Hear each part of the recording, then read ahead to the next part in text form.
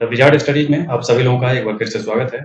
Hindenburg research का एक नया दावा फिर से आया है, तो आज हम इसी को देखेंगे कि हिंडनबर्ग ने इस बार क्या दावा किया है और हिंडनबर्ग है कौन। आइए देखते हैं।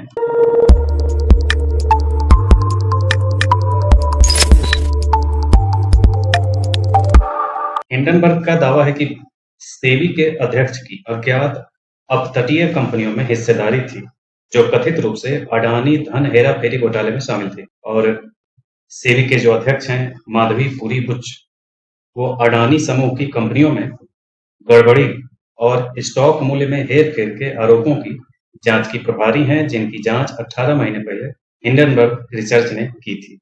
तो ये काफी बड़ा दावा है और बहुत बड़े घोटाले का भी एक संकेत दे रहे हैं। और अब इसकी सच्चाई क्या है, इस पर अभी तक कुछ कहा नहीं जा सकता जब तक कि कोई जांच के द्वारा ये सारी चीजें खुल नहीं जाती। हिंडनबर्ग को समझने की कौन है। यह एक अमेरिकी निवेश अनुसंधान फर्म है, जिसकी स्थापना 2017 में शोधकर्ता नाथन एंडरसन ने की थी। कंपनी का नाम 1937 में हिंडनबर्ग आपदा के नाम पर रखा गया था, जो एक जर्मन हवाई पोत का मानव निर्मित और टाला जा सकने वाला विस्फोट था। कंपनी फॉरेंसिक वित्तीय अनुसंधान, लेखांकन अनियमितताओं, अनैतिक व्यापार प्रथाओं और अघोषित वित्तीय मुद्दों या लेन-देन पर जांच और विश्लेषण करने में विशेषज्ञ है। यानी कि ये कंपनी इसी उद्देश्य के लिए कार्य करती है और साथ ही अपना एक अलग कारोबार भी करती है। 2023 में अडानी समूह पर हिंडनबर्ग ने जो दावा किया था, उसमें यह था कि गौतम अडानी, जो अडानी समूह के प्रमुख हैं, उन्होंने 2020 में समूह के मूल्यांकन में $100 बिलियन जोड़ने के लिए 7 प्रमुख सूचीबद्ध कंपनियों के स्टॉक मूल्य में कथित रूप से हेरफेर किया था। यह आरोप लगाया गया था कि राजेश अडानी, जो गौतम अडानी के छोटे भाई, उनको जालसाजी और कर धोखाधड़ी के लिए 2 बार गिरफ्तार किया गया था, लेकिन उन्हें समूह के प्रबंध निदेशक के पद पर पदोन्नत कर दिया गया। फर्म के अनुसार अडानी के बड़े भाई विनोद अडानी कई फर्जी कंपनियां संचालित करते हैं, जो मनी लॉन्ड्रिंग के दावों के केंद्र में थी। फर्जी कंपनियां, जिसको सूटकेस कंपनी भी कहा जाता है। सूटकेस कंपनी का मतलब होता है कि जैसे कोई कंपनी हम खोलते हैं, तो ये अगर भ्रष्टाचार करने होते हैं तो कोई कंपनी हम खोलें और एक कमरे में हम उसका, चूंकि पहले से बैंक से मिलीभगत होती है, तो इस वजह से कोई कंपनी, सूटकेस कंपनी हम खोलें, एक कमरे में खोलें और उसी के नाम पर करोड़ों रुपया, कई हजार करोड़ रुपया भी निकाल सकते हैं। ये अपने संपर्क के ऊपर है। और उस तरीके से पैसे निकाल करके और फिर वो कंपनी अचानक से गायब हो जाएगी और उस कंपनी के जो पैसे हैं वो पैसा दूसरे माध्यम से कहीं और इन्वेस्ट हो जाएगा। तो ये इस टाइप के ये एक उदाहरण था सूटकेस कंपनियों का या फर्जी कंपनियों का।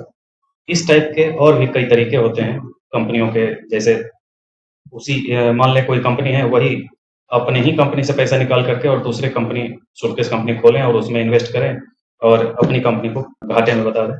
जो कि लोन ज्यादा अगर हो जाता है तो अपने कंपनी को घाटे में बता करके और उस कंपनी को दिवालिया घोषित कर दिया जाता है। ये भी एक तरीका होता है।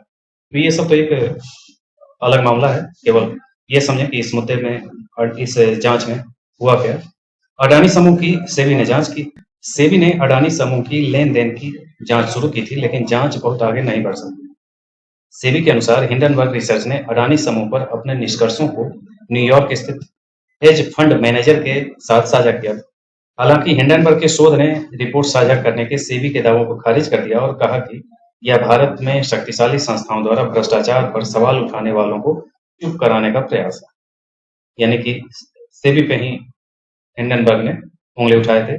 भारत के सर्वोच्च न्यायालय ने फैसला सुनाया कि वे हिंडनबर्ग रिपोर्ट में अडानी के खिलाफ किए गए दावों की जांच करने के सेबी के अधिकार क्षेत्र में हस्तक्षेप नहीं कर सकते। यानी कि सुप्रीम कोर्ट ने भी हाथ खड़े कर लिए थे कि वो सेबी को कुछ नहीं कहेंगे। अब सेबी पर हिंडनबर्ग की रिपोर्ट क्या कहती है, तो रिपोर्ट में दावा किया गया है कि सेबी प्रमुख माधवी बुच और उनके पति की अडानी के बड़े भाई के स्वामित्व वाली ऑफशोर फर्मों में हिस्सेदारी थी। ये निवेश 2017 में सेबी के सदस्य और 2022 में अध्यक्ष के रूप में उनकी नियुक्ति से पहले के हैं। 2017 में सेबी में बुच की नियुक्ति से कुछ सप्ताह पहले उनके पति ने जांच के दायरे में आने से बचने के लिए अपने निवेश का पूरा नियंत्रण अपने हाथ में ले लिया था। रिपोर्ट में संदेह जताया गया है कि अडानी समूह के कथित अपतटीय शेयर धारकों के खिलाफ सार्थक कार्रवाई करने में सेबी की अनिच्छा का यही कारण है। हालांकि माधवी बुच और उनके पति ने एक संयुक्त बयान जारी करके उनके खिलाफ सभी आरोपों से इनकार किया है। भारत में कंपनी अधिनियम 2013 में कहा गया है कि निदेशकों को ऐसी परिस्थितियों में शामिल नहीं होना चाहिए जहां कंपनी के हितों के साथ प्रत्यक्ष या अप्रत्यक्ष रूप से टकराव हो।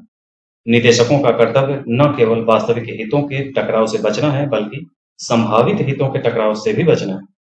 तो ये कंपनी अधिनियम में कहा गया है और यहाँ से भी सीधे-सीधे हितों का टकराव और हितों का जुड़ाव या कुछ भी कह सकते हैं, तो इस ढंग की चीजें सुनने को आ रही हैं। अब सच जो है वो फिर से कोई जांच टीम बनेगी, तो निष्पक्ष तरीके से अगर उसने जांच की तो सच उजागर हो जाएगा। इसी ढंग के अन्य अपडेट्स के साथ मिलते हैं अगले वीडियो में। आज के लिए इतना ही। धन्यवाद।